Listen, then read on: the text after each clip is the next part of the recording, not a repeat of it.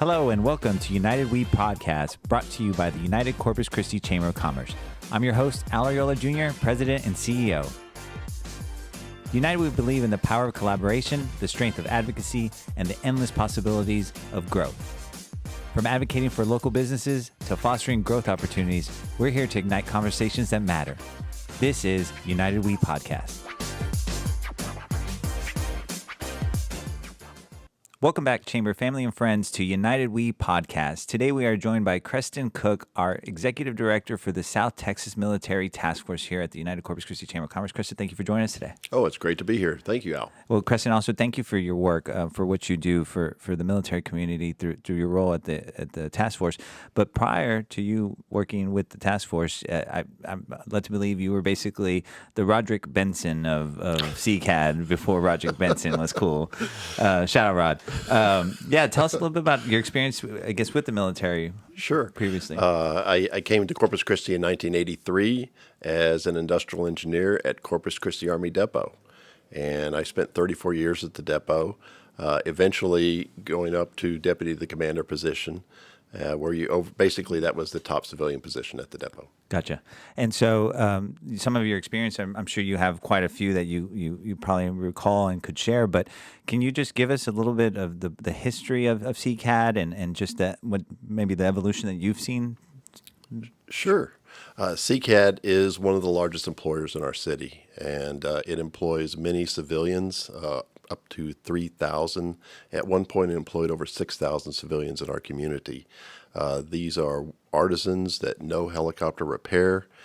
They do a great job. CCAD is so important to our community economic-wise.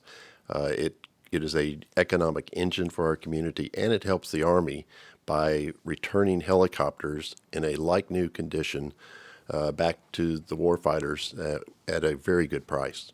And the unique relationship that you see on CCAD with Naval Air Station, can you share some of that uniqueness? Yes, CCAD is a tenant on Naval Air Station Corpus Christi, which has over 50 different tenants. CCAD has been there since the 1960s, and it is critically important to our military fighters. The Naval Air Station also is very important in that they train future Navy aviators. Over half of the Navy aviators get their wings there, and the Chamber of Commerce is a big part of that. We're very proud of that, yeah. You have members that go out there to each of the winging ceremonies to congratulate the aviators. And in fact, we together purchase all the wings of gold every aviator receives. Well, and can you elaborate on that a little bit for the folks that don't know, like the ceremony of that, why it's so significant? Oh, it's absolutely essential. The aviators, work very hard to receive their wings of gold.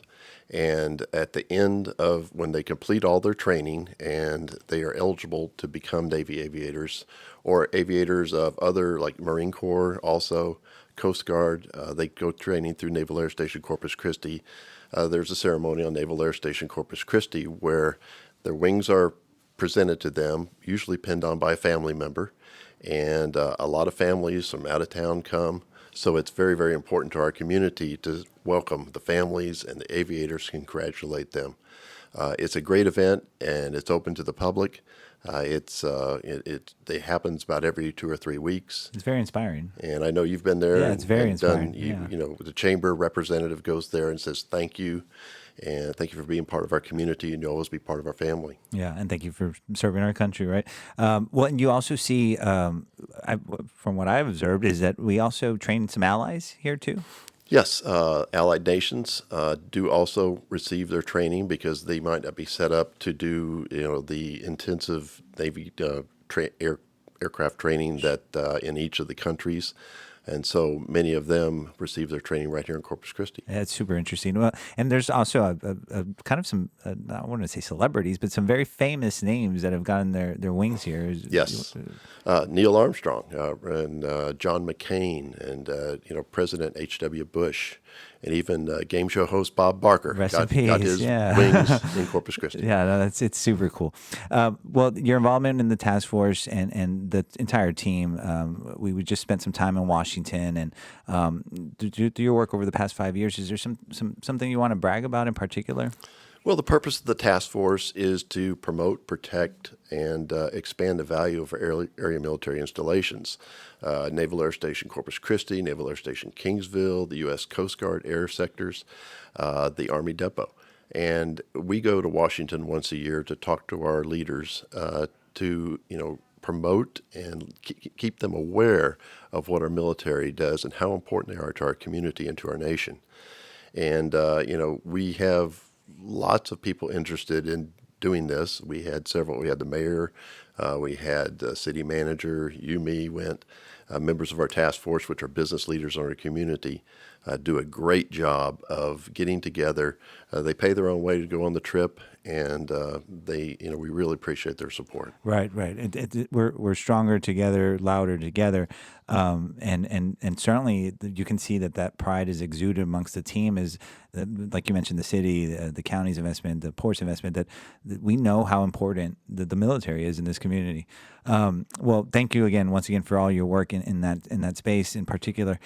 You've also had a pretty involved story with this organization itself. I believe at one point you were our interim CEO too. Yes, I guess I maybe had your job before. Yeah, probably, Just for a short period of time. I was asked to be the interim CEO and president of the chamber until we brought in somebody. It was an honor to do that. I learned a lot about the chamber. I was previously a board member of the chamber. As the deputy of the Army Depot, the military are provided ex officio status on our board, and they still are. Yes, sir. That's a great thing that you do. And it was kind of fun. Learned the staff. Some of them are still here. Right. Yeah. And we had a great time. But you're doing a great job. Oh, too. thank you. Oh, Well, my and goodness. I wanted just to elaborate on the chamber family, if you will, that you've been a part of. What do you enjoy most? It's the innovation. The awards gala that you had is something. I like seeing the new blood, the new ideas, things like this podcast that we've never done before. That you've helped do. Sure. And the excitement of the board members in supporting our business community. Well, and a lot of them are super proud of the work that the task force does. I hear them all often brag, and I know more want to continue to get more involved and be part of that leadership that we're ultimately going to need down the pipeline, right? Yes. We need to continue to educate our own community about the importance and pride of the military, because we can't take these jobs for granted. Exactly. Many people don't even understand the importance of our military installations in our community. They understand what they do to our national defense, Right. But there's a lack of understanding in our community that our local military contributes over $5 billion a year to the Texas state economy, and a lot of that pours right back into Corpus Christi. Right. Absolutely critical. A lot of people don't understand that, and that's part of our job at the task force, that promote part, to let people and keep them aware of how important our military is in our community, what they do for us for our national defense, and the economic impact. And and those guys are just a lot of fun too, guys and gals. They're a lot of fun to be around, and you learn an awful lot about their own stories and where they've been. And so, getting to know you a little bit better and where you've been, you also you have your own private consulting group that you have a company yourself too. Yeah, together with my son. He Yeah. does most of the work, but together we do access design reviews. We're registered accessibility specialists in Texas. There's not many of them in the Corpus Christi area. And my son Spencer, who lives in Austin, does a lot of these reviews of projects. A lot of local developers are that's part of the requirement of their building projects, is to get a review for accessibility and meet the Texas standards. So, I'm honored to work with my son on that. And usually I get the call and just give it to him.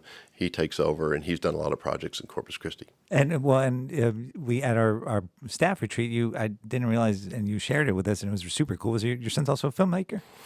Yes, he's an award-winning filmmaker. He's a fellow with Sundance right now. He's just talked to him yesterday. He's working on his next film project, finishing that up. He's done a short called Act of God, which the New Yorkers picked up, and it's on their website. Oh, how cool. How cool. Well, and he has a pretty cool dad. obviously. Oh my goodness! Yeah. Well, you keep up with the lingo, I noticed, and I appreciate that too. And you mentioned the multi-generations that this organization is starting to see is that, it's a community is not just one age brackets, if you will, is that how are we going to communicate with each other effectively to understand our collective impact as a community, right? Absolutely. People that don't have white hair like I do are critical, and that's why we're glad you're here. Oh, thank you. We like seeing younger membership in the chamber, the excitement that we've got going on, and then the experience we can provide and pass on to other leaders in our community. Well, and you are a chamber family, if we will. I believe your wife's even gone through leadership Corpus Christi. Yes, Yeah. she has, and I was in LCC class 18 way back when. Oh, wow. That was a fun event, and we still stay in touch with a lot of members in our class. Yeah, could you elaborate that on your experience with that, and I guess the camaraderie that you're still part of? Sure, leadership was a great opportunity for me back when I was in my 20s. I learned much more about Corpus Christi since I was on the Naval Air Station and didn't get involved in the business community much. But a lot of the local leaders that are leaders in businesses today were part of my class. It was a fun event where you learned about the education, the legislative process, city management. It was quite memorable, and it just, I recommend it to anybody to go through Leadership Corpus Christi. This is the bases here, CCAD, NAS, and even the Coast Guard. The task force is also very helpful to the installations in Kingsville as well, right? Yes. And I think we're going to celebrate something pretty big here soon. USS Kingsville dedication. This is a new ship that the Navy is building right now in Alabama. By the end of this year, it will be completed. It will be dedicated right here, commissioned in Corpus Christi at the Port of Corpus Christi. It's a pretty cool vessel. I mean, do you want to describe? So it sound. I heard it described as like it looks like out of Star Wars a little bit. And we talked to the city manager yesterday, and Mark McLaughlin and Mayor Fugate of Kingsville. They met with our group yesterday, the task force, to describe the ship. It's a littoral combat ship, one of the newest Navy designs. It's very, very fast. They're extremely proud of it, and extremely proud to have it named after Kingsville. Yeah. It's one of the few ships named after a Texas city. Right now, I think there's only one other, right? Like Fort Worth, right? Yes. Yeah. Getting back to CCAD, and we also heard from Roderick about the ever evolving workforce there. Can you describe what you're seeing, with respect to you mentioned the artisans and then a lot of the component repairs and things. It's not the same, I guess, as it was when you were there, huh? It's changed quite a bit. Right now, they can actually 3D print some of their aircraft parts through additive manufacturing. They do a lot of advanced manufacturing techniques using lasers and advanced machinery. Corpus Christi Army Depot has the ability to manufacture helicopters, and that's absolutely incredible. One thing people don't know much about the depot is it operates as a business by law. They run on a profit or loss just like any business. So they have to be competitive. Their workers have to be very flexible. And so what they've developed at CCAD is a kind of multifunctional artisans, that's what they call the workers, on ability to do many different things in repair of helicopters. And their workforce has decreased because their workload has gone down. But one of the things we try to protect is make sure that the Army Depot has enough work to handle all of the requirements of the Army. And you've been pretty laser focused on some rules or laws that need some maybe tweaking, especially for our marketplace. You want to describe some of that call to action that we feel still is necessary? Sure. When the Army Depot does work, like I said, they operate as a business. They compete with industry. And some of this industry are the manufacturers of the aircraft themselves. And when these manufacturers aren't making new helicopters, they see repair of helicopters as their alternative business, and they're very competitive for that. So they compete with the Army Depot for that work, and it's essential that we maintain some of that work here in Corpus Christi.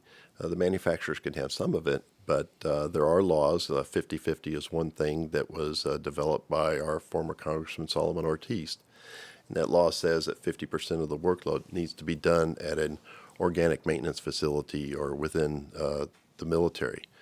And the reason for that is that able to have a depot level maintenance, that's basically a national insurance policy. Mm-hmm. If we were to go to war, the Army or any of the military operations wouldn't have to go do a contract to get repairs done that they needed super urgently. So the depot has the ability to get ready and be prepared to increase their workload very, very quickly when they get the call. Right. And thank you for sharing that. And when, I guess when folks look at military, our military, I wouldn't say is made or equipped to be on the offense, but to be on the defense and make sure we're safe. And so you brought up USS Kingsville. I'm led to believe that they're going to use that ship to kind of monitor near China.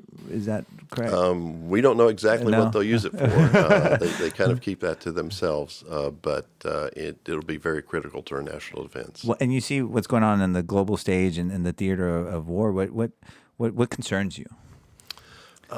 Just the shipping business is it's a lot of that is in the news right now, and we want to be sure that the shipping, which is a major commerce generator for the entire world, that our U.S. ships are protected wherever they are in the world. The Navy carriers are deployed around the world. Each one of those Navy carriers are 4.5 acres of sovereign U.S. territory. Some people don't know that. Right. And half of those pilots that fly on and off those carriers are trained right here in Kingsville. That's amazing. That's amazing. Getting to the port, which I think a lot of folks don't know, is that they maybe view it through the lens of oil and gas industry, but it's a pretty significant player right now in the military too, huh? The Port of Corpus Christi is critical to the military. They do outloads and inload shipments.